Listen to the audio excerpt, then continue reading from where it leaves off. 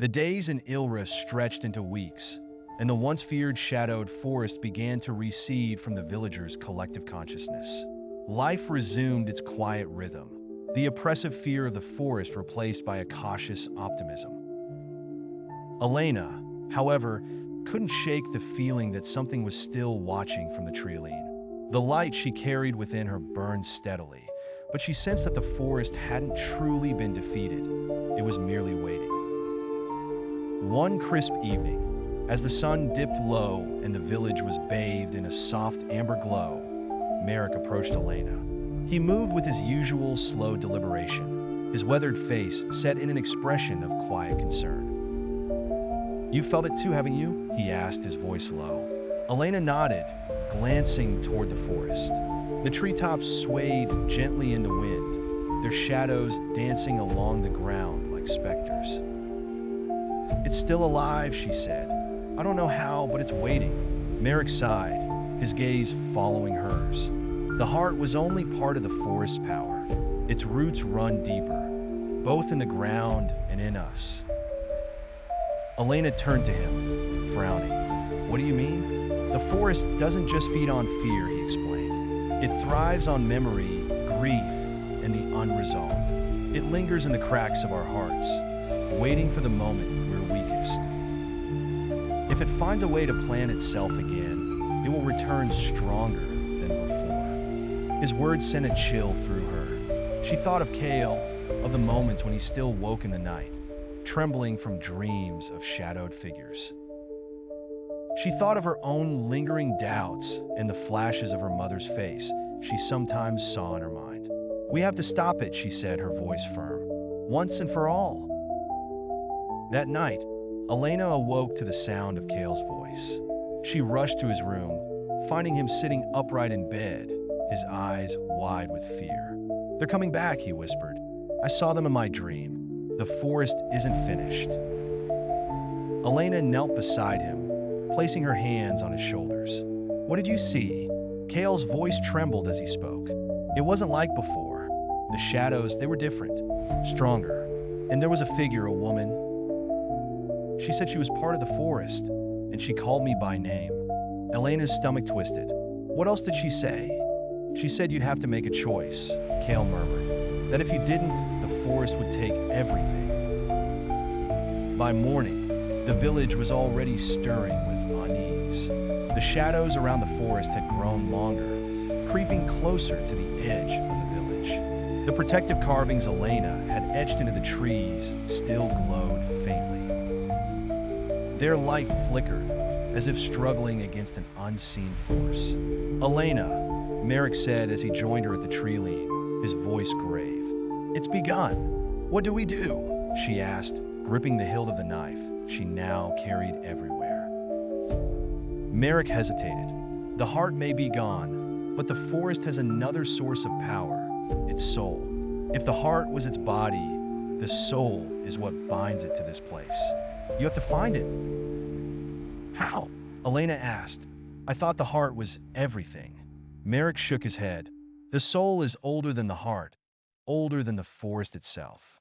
It's tied to the first shadow, the one who gave birth to the hunters. If you can face it, if you can sever its connection, the forest will lose its grip forever." Elaina prepared to enter the forest once more.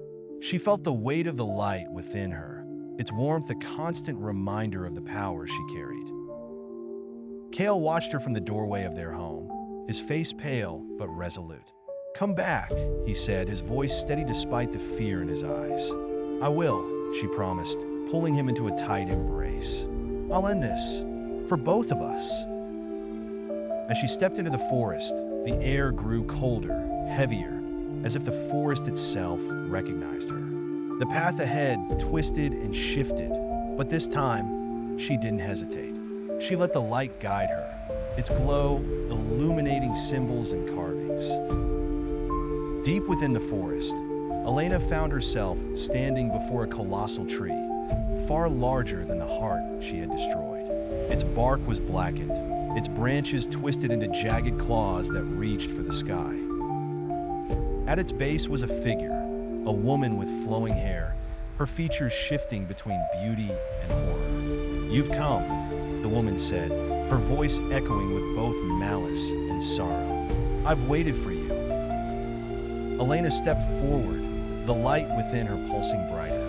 "You're the first shadow," she said, "the one who started all of this."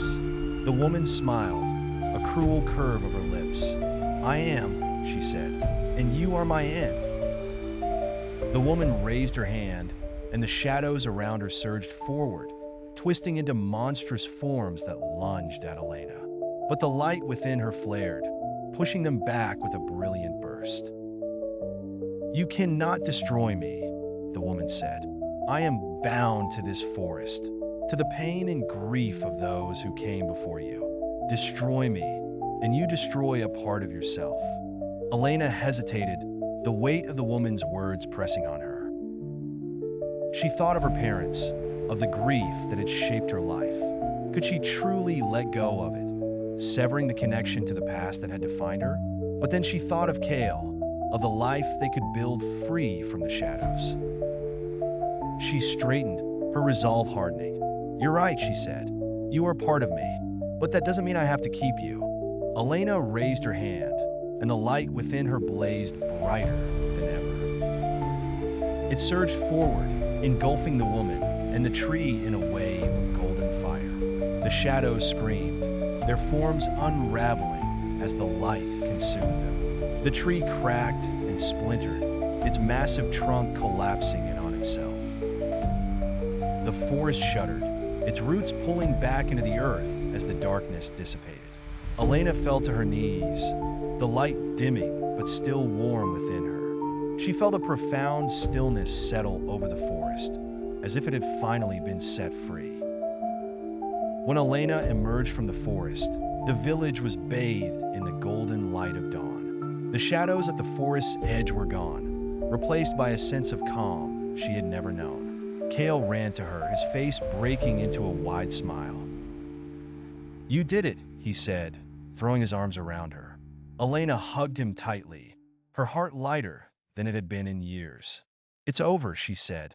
"The forest is free." Merrick approached, a rare smile on his face. "You've done what no one else could," he said. "The forest will heal now, and so will we." In the weeks that followed, the village began to thrive. The forest, once feared, became a place of beauty and renewal. Elaina and Kale carved new paths through the woods, planting symbols of protection and light to ensure the shadows never returned. But on quiet nights, when the wind rustled through the trees, Elaina sometimes thought she heard a faint whisper. One last remnant of the shadows, a reminder of the darkness she had overcome. And in those moments she smiled. She had faced the shadows' return and emerged stronger, her light guiding the way.